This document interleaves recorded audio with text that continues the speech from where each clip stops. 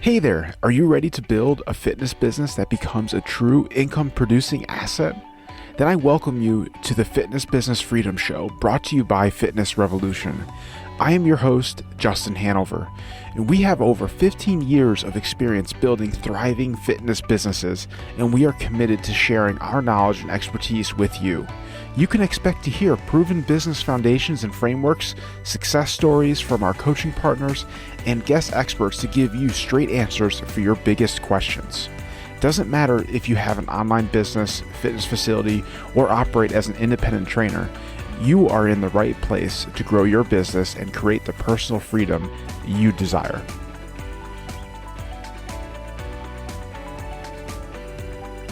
Welcome to today's episode. I'm your host, Justin Hanover, success coach with Fitness Revolution. And before we dive in and bring on today's guest, I want to share a little bit about who I have joining me and what you can expect to hear. So today I have the pleasure of speaking with Andrew Frezza. And Andrew is the co-owner and operator of Fit Town Jupiter, along with his brother.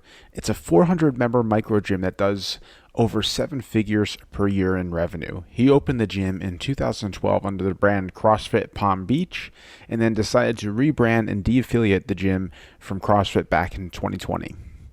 He is also the creator and host of the Care Coach Lead podcast and YouTube channel, where he helps gym owners and coaches have a deeper impact on their clients.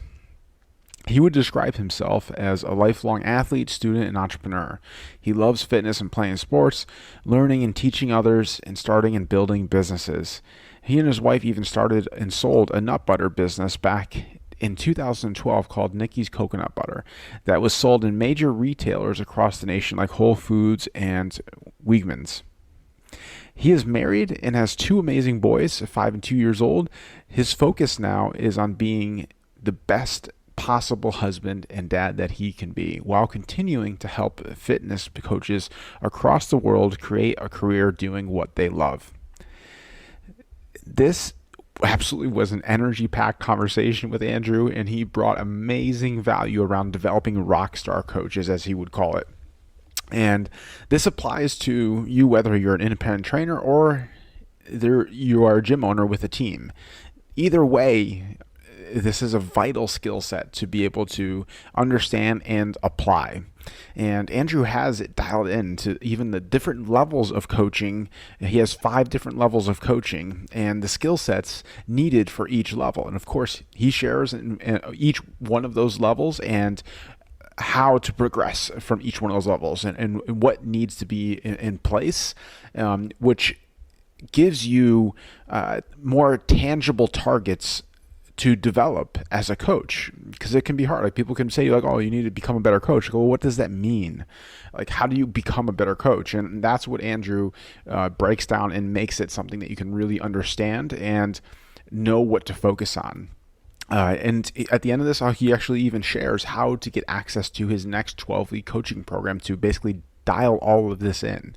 And it's an amazing program, which you'll hear all about. So with that being said, let's go ahead and get this going and bring Andrew on here. So today's episode is brought to you by Fitness Revolution. You started your fitness business and you've been in the game now for a few years. You might have even seen some good growth over those years, but now you feel stuck. You feel like the momentum you once had just isn't there and you don't know how to get it back.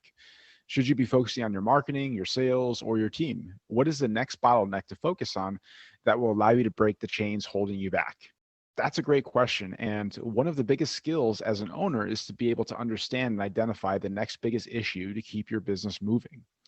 And this is exactly why Fitness Revolution has created our proprietary needs assessment to allow you to quickly see where your business stacks up and receive immediate feedback on what to focus on next. It's a quick 10-question assessment that will be able to provide valuable feedback to get past sticking points and hit your next goal. Whether you are stuck, feeling frustrated with your current progress, or just want to dial in what's currently working, this assessment is the first step to making that happen. I invite you to head over to the show notes where a direct link to the needs assessment will be so you can easily access it there. Now let's jump into today's show. Andrew, thank you so much for taking the time out of your day to spend it with us and sharing your insights and wisdom around developing coaches. Yeah, I'm excited to be on the show. Thanks for having me, Justin. Absolutely. It's our pleasure. So Let's start with giving our listeners that some perspective on you and kind of like that 1,000-foot overview of how you became the Andrew you are today, and where you're at in life. Yeah, so I've always been into sports and fitness my whole life. I grew up playing baseball, basketball, soccer, going one season to the next. I ended up playing baseball in college, and then 1 year of pro ball with the Boston Red Sox organization. And then after that, I kind of got away from sports and fitness, did a sales job for a cruise line actually for a couple years, and then found CrossFit in 2011. And I really enjoyed CrossFit when I first found it. It took me about a year to like really see it for what it was and what it could be. And about a year in, I decided, you know what, I want to start coaching this. My eventual goal is to open up my own gym. And through that process, I was convincing my dad and my brother to try it as well. They were living about an hour north of me, so they weren't nearby, but I thought they'd love it too. So I was saying, hey, you got to try this thing. You got to try it. I'm going to start coaching. I'm going to eventually open up my own gym. Well, they did try it. They loved it just as much as I did. And then my dad, he has a real estate background. So he said, well, if you move back home to Jupiter, how about we all open one together? I'll buy the building as a real estate investment. You guys will rent from me and run the business. So we did. And in December of 2012, my brother and I opened up CrossFit Palm Beach in Jupiter, Florida. We opened it up in a smaller 4,000 square foot building. My dad had actually purchased two buildings at once. He thought he was going to rent out the other one and we would just use this smaller building.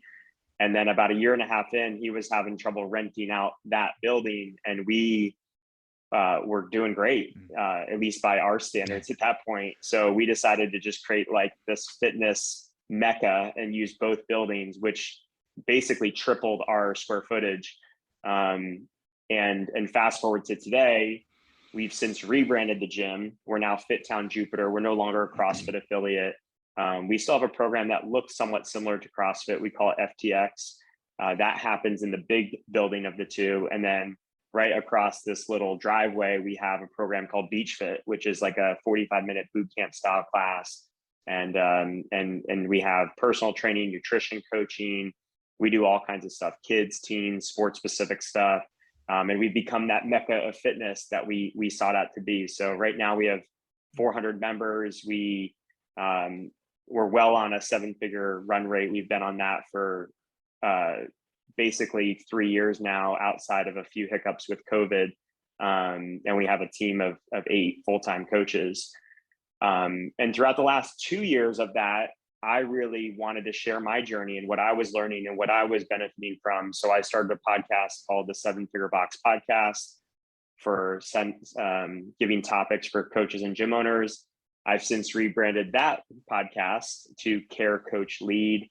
And I've really focused my time and energy on coaches development and helping coaches make a legitimate career out of being a fitness coach and trainer, and helping gym owners get their time back and do it in a way where they can confidently know that their class experience and their client experience is not being affected because they have a path and a process to develop great coaches to run those classes. Wow. I mean, that's quite the journey. And I think that's amazing, obviously, where it led you to focusing on this specific area, because I think it is so important. And I think that's an area that hasn't been focused on. And I think we saw it for many years in the fitness space, because there's definitely a boom in the fitness space of a lot of coaches coming in. And with anything like that, obviously it results in maybe like subpar experience and quality, let's say. And now I feel like this area is becoming more relevant and a bigger area for people to focus on. I would say comparable, or in some cases even more so than just keep chasing more certifications and stuff like that. They're realizing that the skill set of actual coaching is vital to the success of their service and their business and their clients. 100%. Yeah.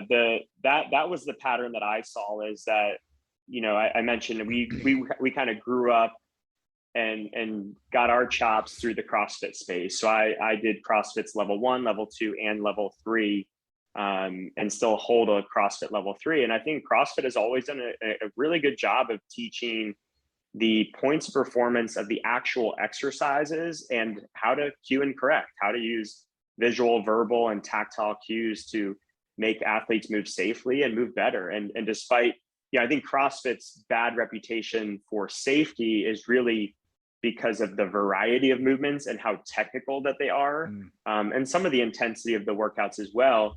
But actually, in terms of how they teach and instruct in their certifications, I think they teach the technical side of coaching as good or better than anybody. And then I started to do my own specialty certs. I started to do kettlebell certifications and mobility and Olympic weightlifting and gymnastics and pose running. I mean, I did it all. And all of them made me a little bit better. But what I found is that most of the clients didn't care about that certification that I went to. And until I was able to connect the dots of what I learned in that specialty certification or that more technical based certification in a way that was meaningful to them, it really didn't matter. And actually what I saw with our coaching staff, the coaches that we had on our team, is that sometimes we would send them to these certifications and they would become a worse coach because they would get kind of stuck in the narrow focus or narrow lens of the individual certification. Like an Olympic weightlifting is a great example. If you get too narrowly focused on the specialty aspects of Olympic weightlifting in a CrossFit setting, in a general fitness setting, you can lose a lot of people who don't really care about Olympic weightlifting or don't really care to add more weight to their bar or get that much stronger, because you haven't made it relevant to them. So we needed a filter, and I set out to create one, a certification that allowed you to filter everything through, which is how do you become a great coach and how do you take this technical knowledge and understand that, yes, it's great to have this knowledge, but how can I apply it to each client where they actually care and they can benefit from this knowledge? And for some clients, you don't need that knowledge. Some clients don't need whatever you learned at an Olympic weightlifting certification to make them better.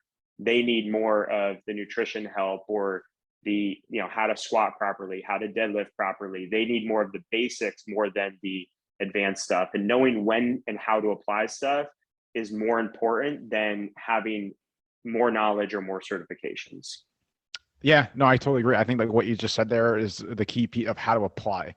I think that's the biggest, like you can learn all the information you want to learn, but if you don't know how to apply it and present it in a way that not only is understood by the client, but actually is going to help them achieve the goals that they want, not just because it's something that and like, it could help them, but like also too, I mean, if it's not something that they are in alignment with, you're just going to cause friction there, and it's not going to be a good client coach relationship. Like say if somebody whatever, like a stay-at-home parent or something like that wants to lose weight and get stronger, and they do not they just refuse to do any type of like barbell work or anything like that, and you just keep trying to force them to do that because it's going to help them and it's going to get them where they want to go. There's obviously a conflict there, and it's not helping you. Let's put it that way. 100%. So in terms of kind of like your approach of developing like high level coaches, I know you have like kind of like a 5-level system to that process. So I was thinking maybe if you can break that down, like what those 5 levels are exactly and how they apply to obviously being a high level coach.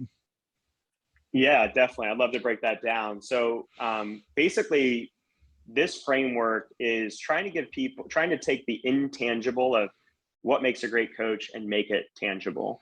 And we like to think of it as 5 roles. And I can also talk about the outcome of each role. Okay. And our model for this is a pyramid. So we kind of stole CrossFit's framework for this. They have their own pyramid where they say, okay, the foundation of making better clients is to have nutrition. That's the foundation. Okay. So with our foundation of what makes a great coach, we feel that coaches first and foremost have to excel in what we call the cheerleader role. And the cheerleader role for us is not just someone who is encouraging, positive, fun to be around, and motivating. That's certainly a small aspect of being a good cheerleader. But for us, it's the person that invests and develops the one-on-one relationship with clients and understands that until there is trust built up, people don't care what you know until they feel that you care about them. And this is the person that invests in that relationship, gets to know the person, remembers their name, remembers things about them personally, will be, in a group class setting, they'll be on the floor 5 to 10 minutes before class. For when someone's early, they're already developing the relationship. They check in with this person multiple times through class to see how they're feeling, how a movement is responding to them. And then they check in with them after class. So tons of individual touch points that the cheerleader is doing. The next level up that someone needs to master, especially in a group class setting, is what we call the director role. And then this is the person that handles all the planning, the preparation, and the logistics of a session. So that could be things like the clock, the music. It could be stations and staging and making sure there's enough equipment for everybody and the class flows well.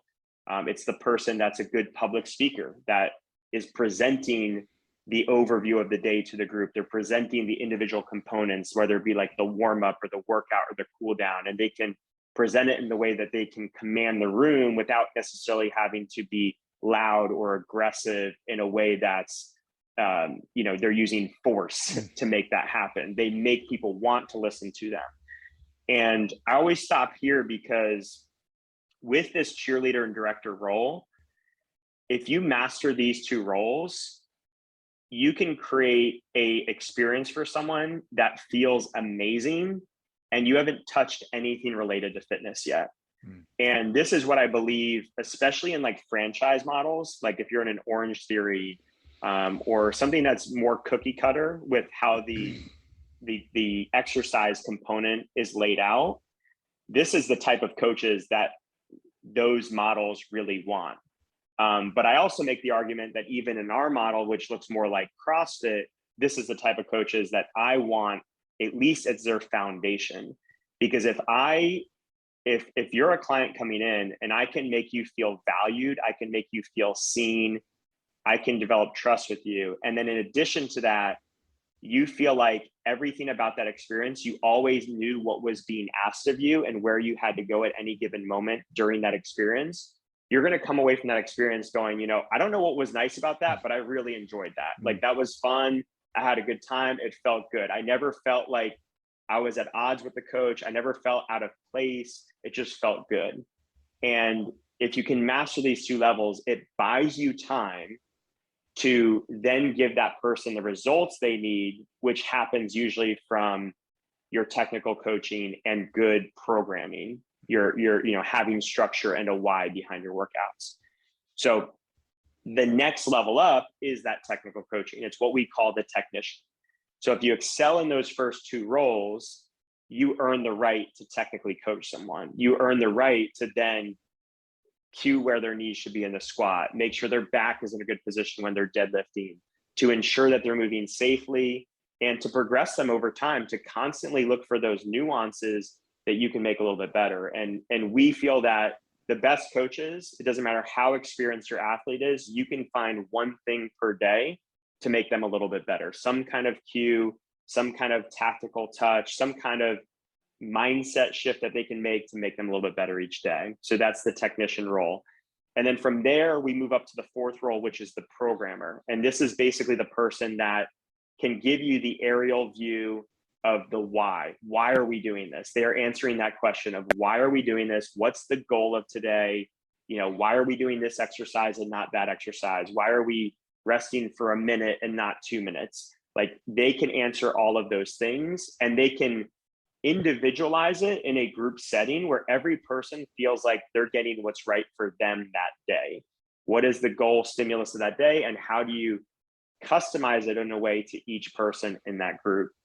And then finally, the top tier of our 5 levels is what we call the coach. And the coach is really the person that can be any of those other 4 roles. So when they need to be a great technician, they can be it. When they need to be that cheerleader and that teammate for someone, they could be it. When they need to manage a massive group and get everybody's attention and make sure everybody's moving in the right places, they can be that.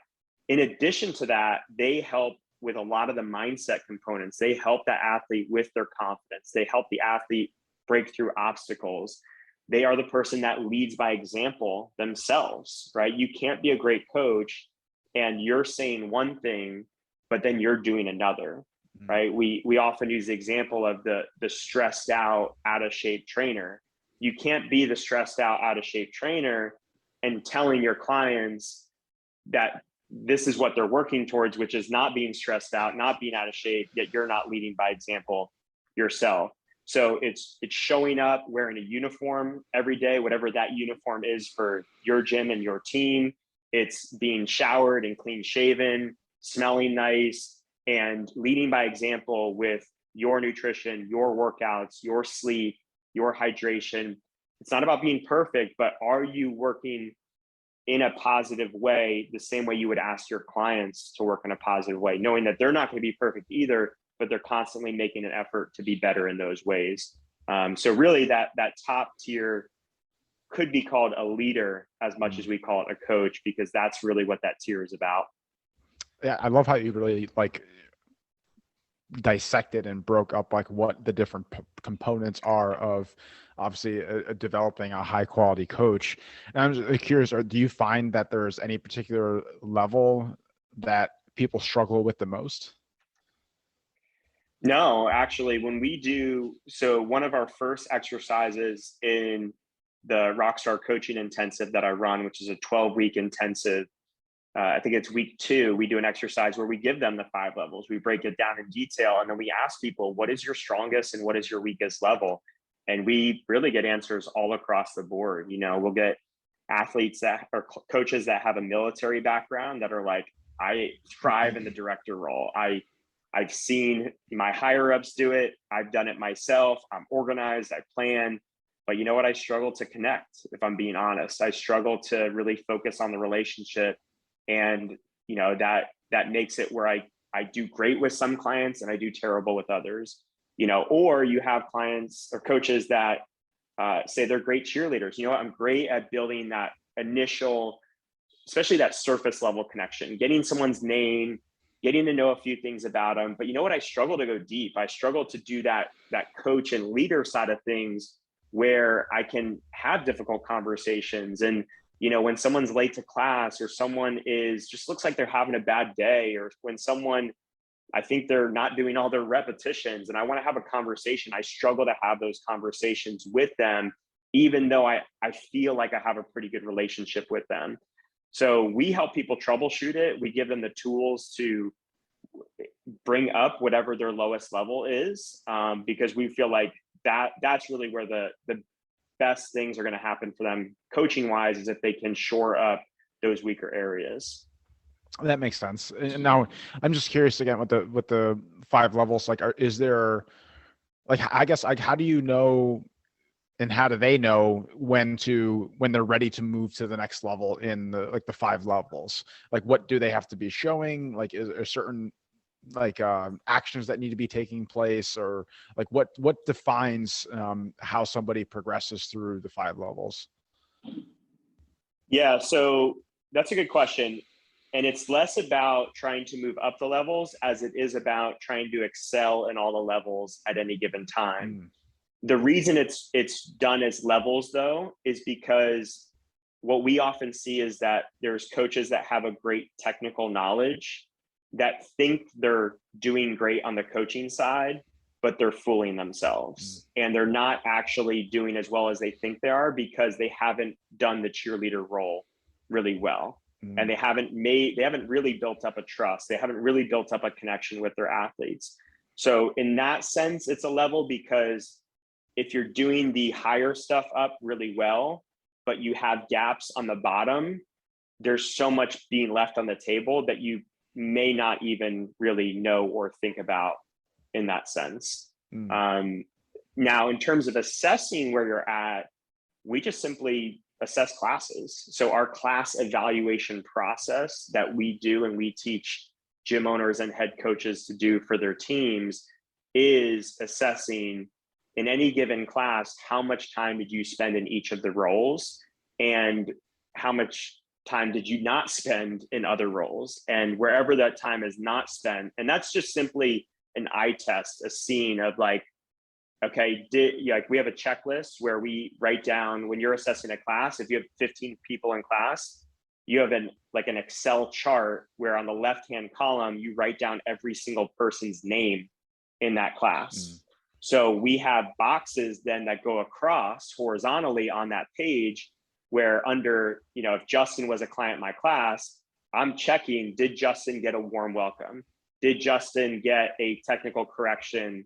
And was his name used? And we actually tally how many times a person's name was used in there. Did, Justin get a smile or a laugh? Did Justin get a warm goodbye? All of these things are checked off. So then at the end of a class, when we sit down with a coach, we have this beautiful aerial view to say, hey, you said hi and bye to everybody, but you only technically coached 3 people. So of the 15, you had a lot more opportunities to improve people's technique. Actually, a few of them, I felt like they were moving unsafely and you didn't address those. So next time, let's make sure that we attack those unsafe movers first. And then let's make sure that even with your pretty decent movers, let's find a way to give them something they can work on today, something they feel like they can learn and improve upon. So they're getting long-term value here and they don't just quickly jump to the next program that is going to educate them and challenge them in that way. That makes sense. So it really sounds like you're also like helping people develop a really good sense of awareness and self-awareness, because it's they have to be able to like aside from your assessments, obviously, if when they're doing it themselves, like they have to be able to on the spot be able to understand where they're fluctuating in between the 5 levels at any given moment and how they're operating within those. So it definitely improving their self-awareness seems like it's a must to obviously be able to excel in this process and to become a good coach. And then, like you said, always have that pulse on what's really happening, connecting yourself to reality. Like I really resonate with this because I had a coach that worked for me that I would say would like fit into that area of not understanding this process, because like the guy was like brilliant, like book smart, like basically I would say he was right up there with like PT. Like he knew exactly how to handle every part of the body and what to do with everything and how to correct things. But he could not understand why what he viewed as inferior trainers to him were doing better, had more clients, and were ultimately making more.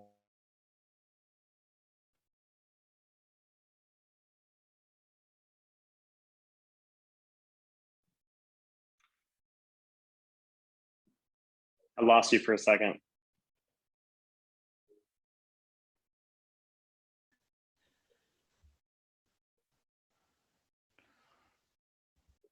Are you talk again? Okay. I think I can hear you now.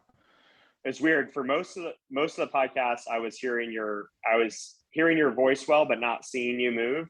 And then just for that 15-second stretch, I was seeing you move, but I was not hearing your voice. Okay. So all right. Well, now I got both. I got both again. But you were telling, I don't know if you're going to do editing on this, but you were telling the story of the trainer, and you got kind of through the start of that he was not understanding why these other coaches were doing better than him.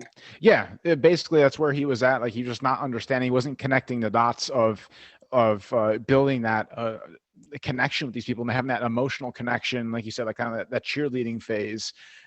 He was missing that entirely, and it was showing. I mean, he made people kind of basically feel stupid talking to him, because he would talk to them as if he's talking to another PT, and he thought he was doing something good, and it was completely missing the mark. So like was able to experience and see that in real time, what it looks like when someone's disconnected from this process, basically, of how to actually be a good coach. And like, you can't be all one or the other type of thing. Yeah, you nailed it before when you said self-awareness. That's really what we're trying to give. I mean, if we were to really take a step back and look at how much a successful gym can afford to spend time and money wise on coaches development, I think it needs to be very measured. Like, in a perfect world, we would have a head coach that their sole job is like managing the schedule and developing our staff. But I don't believe that most gyms have, I don't think we can charge enough at most gyms to have that type of hierarchy and have this as a completely separate role where that's all someone does. So what I find at most gyms is that it really looks like 1 to 2 hours a week of consistent coaches development. In our weekly meeting, we meet every Thursday with our team. We always try to do some portion of that meeting dedicated to coaches development. Sometimes it's the full 90 minutes of the meeting. Sometimes it's only 10 or 20 minutes, but every week we're trying to get a little bit better as a staff. And then it often looks like once a quarter or sometimes once every 6 months that I'm actually going to get in there, or my head coach is going to get in there and actually evaluate a class. But our daily coaches development looks like us delivering classes and assessing for ourselves, or me taking a coach's class and immediately talking to them after, hey, I really like this. I thought this could be improved. Let's actually change it for the next class and let's do this instead and make this a little bit better. And then the coach, even if they don't have me there, because they've gone through this Rockstar coaching course and they have this framework, their best guide for developing as coach is actually the member. The member is giving them the feedback with their actions, their attention, their enthusiasm on how they're doing. And they don't necessarily need me or some outside head coach to tell them, because now that they have the right framework, they can look for all these cues and signs of whether they're doing a good job, and they can self-develop without really needing me and only having certain checkpoints along their journey.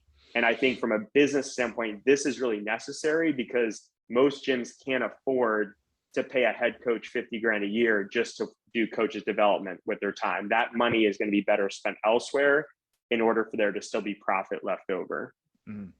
Yeah, no, that makes complete sense. And so with how you're explaining this process and how you ultimately said that basically the top level is the leader role, basically, and how they're fulfilling that. I'm curious how you see like this transitioning, like developing better coaches also helps create better business owners. Like, how are you, like, what's like kind of like the thread, if you will, like that you're seeing, like that connects both, because typically whether people are starting out as coaches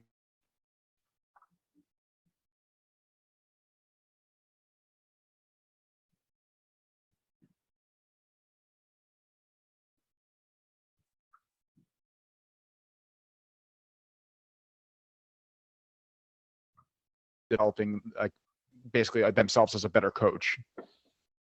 I lost part of that question, but I think I got it. Which is how do we make better gym owners with this framework? And I think it really comes down to the base of the pyramid and the top of the pyramid, the cheerleader and that coach role at the top, or that leader role at the top. And what I found is that, so our coaches, their focus is on the client. Once you're a gym owner or a general manager or a head coach, your focus goes on your other coaches. Okay. So my job as an owner is to make sure that our coaches are successful, and it's our coaches' job to make sure our clients are successful. So the same approach that I had with our clients when I was coaching a lot more classes of, well, let me develop the one-on-one relationship. Let me get to know this person. Let me build trust with this person. And then on the leadership side, okay, what am I doing to lead by example?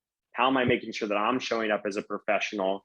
And where am I making sure that I'm willing to have difficult or uncomfortable conversations with this person, where there's things that are unsaid that we need to bring to the surface? So that skill of being able to have difficult conversations is the skill that translates the most. You have to be willing to address things when they come up. And it always needs to be in the context of that coach's goals. So one of the first exercises that we have in our course is an exercise called Why Do You Coach? And we have coaches fill out it's about 8 questions or so. And it's questions of like, why did you get into coaching? What do you do in your spare time when you're not working? What are the things that you read, you watch, you listen to when you're not coaching? If you had $100 million in the bank and you never had to work or coach a day in your life ever again, what would you do? What would you do with your time? What would you spend your days on? And once you know what this person's sort of natural propensity is in their life and what they love, what they are passionate about, then your job is to figure out where is their alignment, where is their overlap between the two of your goals. And you're trying to figure out ways, well, how can I make this person successful and do it in a way where it aligns with our business goals? And sometimes it's not aligned. And sometimes you say, you know what, it's time for us to move on or part ways. Or we also use this in our hiring process, and we give it to our gym owners that we work with to be a part of their hiring process, because you can save yourself a lot of time and energy by just hiring the right people and not hiring the wrong people. So we try to do it on the preventative side. But once they're on our staff, we bring these questions back up throughout their journey to create alignment and to make sure that we're continuing to work in the same direction. So, it's funny, I say difficult or uncomfortable conversations because when you first start doing them, they're really hard. But now they're the conversations that I look forward to the most, because it's really about like, hey, what are you excited about right now? Like, that's what I want to know with our coaches. Okay, great. Like, let's give you more of these opportunities, or let's work towards making this a bigger part of your role so you can continue to work towards what we call your perfect day. Yeah, no, I like that. It's just really being purpose driven behind everything within your business and how you're developing your team is so important. And I like how you pointed out there, just making sure that the goals are aligned, because like that's a huge thing, obviously, with like where the business needs to be going and then where your coach wants to go. And if those are like on 2 different planets, then like you said, like chances of that actually being a good thing for both parties, it's not going to be there, because like you want it to be a good environment for that coach, and then you want the coach to be contributing to the business as well. So I think that was a really great way to break that down and see how this correlates to helping you become a better, more effective business owner, and guiding your team in a way that's going to like allow everybody to win. So like all boats rise together type of thing is really the perspective here. So with I know you have like your coaching program, your 12-week coaching program that you take people through to literally walk them through this process and kind of like what we've been explaining here, helping them become better, more effective coaches that can actually build a happy and sustainable career. So could you pull back the curtain on that a little bit for us and like kind of shed like what exactly is this 12-week program? And then I thought it would be like interesting for you to share maybe a case study or 2 from people that have walked through that process. Yeah, so it's I've done different iterations of it, but and each time I try to make it a little bit better. So the current version of it, which we're going to be launching a new cohort on March 28th, it's going to be 12 weeks long, and it's an online course that is also going to have in-person group calls each week. Okay, so each week you have 30 to 45 minutes of video content. Each week there's a quiz, and then most weeks have more of an open-ended exercise as well. I brought up that Why Do You Coach exercise, where they're filling out those 8 questions and really getting clarity on if they want to be a coach, why they want to be a coach, and what that would look like for the next 5, 10, 20 years if they were to chase it. So that's just a small example of it. And then each week we're going to meet for group calls where we build on the content of that week. We troubleshoot individual issues that people are having, and we just make sure that they're really dialing in and nailing each level of it. So we kind of have that broad overview to start. We get the vision for each coach as well as the vision for the gym owner.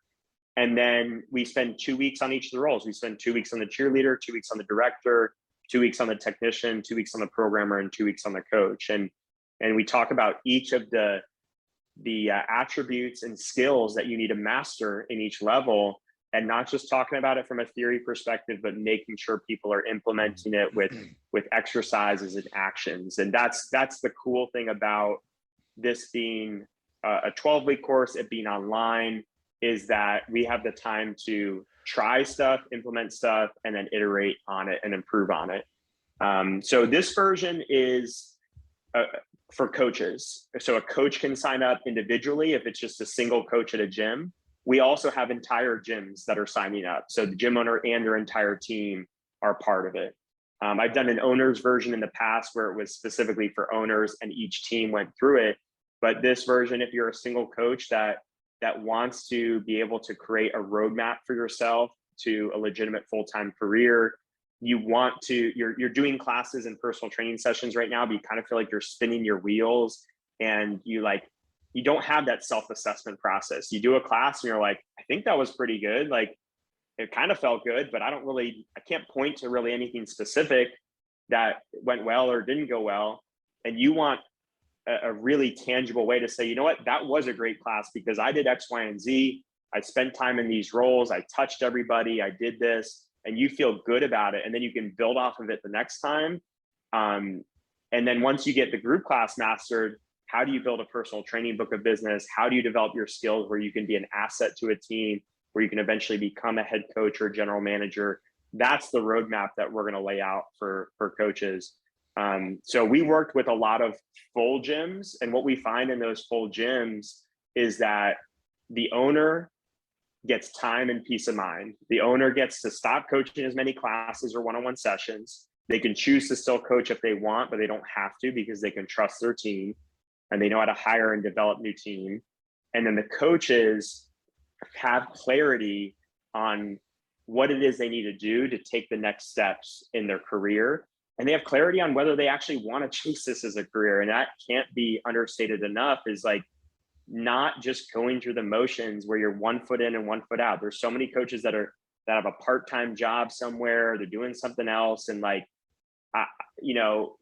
I'm such a big believer of like finding your purpose and diving all in on that purpose. And that shines through with the Rockstar coaching materials and who we like to work with. That, you know what, I'd rather you decide today that you don't want to be a coach and leave the industry, or decide you want to be a coach and go all in on it, or figure out the plan to be able to go all on it, then be half in, half out for the next decade of your life, which to me is just a waste of 10 years. Oh yeah, no, definitely. And it's, I mean, you're not moving anywhere. I mean, and that's, I think the big thing with this is you want to help people move somewhere and create actual careers out of this, because I think a lot of good people probably have come into the fitness industry and left the fitness industry because they just didn't know how to develop in a way to actually turn this into a career. And I think that's like obviously the big piece that you're providing with this puzzle, is helping people connect the dots of learning, helping them teach and learn the skill sets that aren't really addressed, like whether you go to school or certifications and stuff like that. They're teaching you obviously the technical skill set that you need to know, but not how to actually be successful and apply this in a way that's going to allow you to attract people to you, nurture people, and keep people, to ultimately get the best result. I want to talk about that because there's so many. We in the cheerleader role, we talk about this idea of caring, and something that comes up a lot is like, well, owners are asking this. Owners are saying, well, I can't teach my coaches to care. And I'm like, no, you can't. But there's so many coaches who care that don't have the skill set to show that they care. Like I could, and I use the relationship example. You might love your girlfriend, you might love your wife, but are you doing the actions that person feels loved and feels cared for? Maybe yes, maybe not. but I think I think there's a skill there, not just a feeling. You need the skill to support that feeling and to grow and nurture that emotion and that feeling behind it. So when I look at how this industry takes people in and spits people out, I think most people get into this industry because they do care. They want to have an impact. They want to change lives. And I want to encourage them that they are having an impact, because if you look at the coach versus the doctor, I mean, doctors have so much more red tape and schooling to get to do what they want to do. You know, they might have to go 8 years of school, ton of debt, student debt, student loans. And then once they get into their professions, they can have an impact on people. But oftentimes the doctor is playing defense. The doctor is keeping the person away from the coffin, the nursing home, whatever it is. But the trainer gets to play offense. The trainer gets to save quality of life, not just prevent death. And to me, that is, I mean, maybe that's, some people get really motivated by keeping people alive. I get motivated by keeping quality of life and keeping people living a life that they feel excited about and want to use their bodies every day and want to move and want to be healthy and want to be able to accomplish all these amazing things. So I believe that the coach role, the trainer role, is one of the most, if not the most important role and professions that are out there. And my hope is that, I can inspire and educate coaches to stick around in this industry and fulfill that role and have that impact for years and decades. And they have to understand that it will take time. Like, I'm giving you the roadmap in this course, and you're going to be so much better on week 12 than you are at week 1 in this course. But if you expect to be at the level of the doctor in 12 weeks, then, you just have, the wrong expectation. If you're willing to have success along the way, which is what I'm going to get you, you're going to have wins along the way, but realize that until you get 4, 6, 8 years in, you're still an apprentice in my mind. You're still developing your skills, honing your skills, because if you want to have life-changing impact, you have to develop these life-changing skills. So this is really the stepping stone to get there. Hopefully I can pull those seeds of passion and inspiration to keep people in this industry and to get them those wins early enough in their careers that they will stick around long enough to have that true impact on the back end. Well, I believe you will.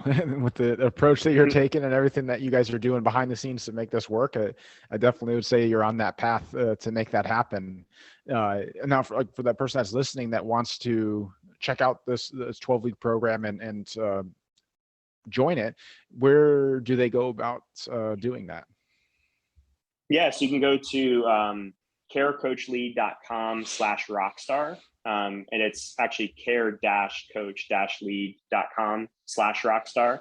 But yeah, that's the landing page for the course. So it talks about what are the objectives of the course, what's included in the course. You can sign up right on that page, or you can book a call with me if you're on the fence or have more questions about it. And then if you just want to learn more about what we're doing, you like the topics, you want to dive in more, we have a podcast under Care Coach Lead, the Care Coach Lead Show.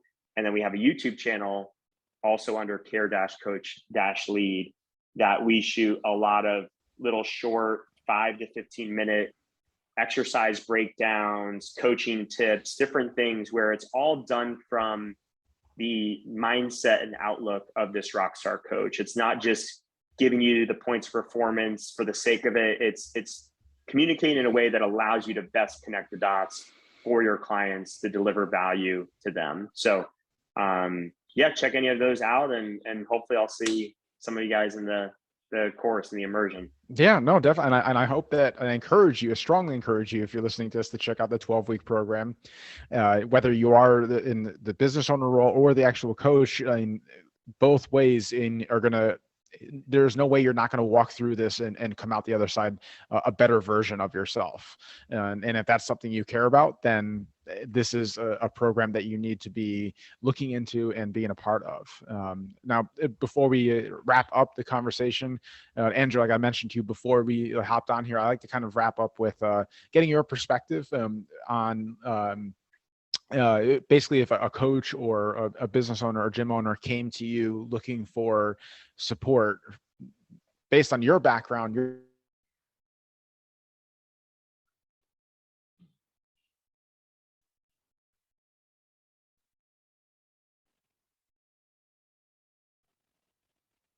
I lost you. Can you repeat the back half of the question?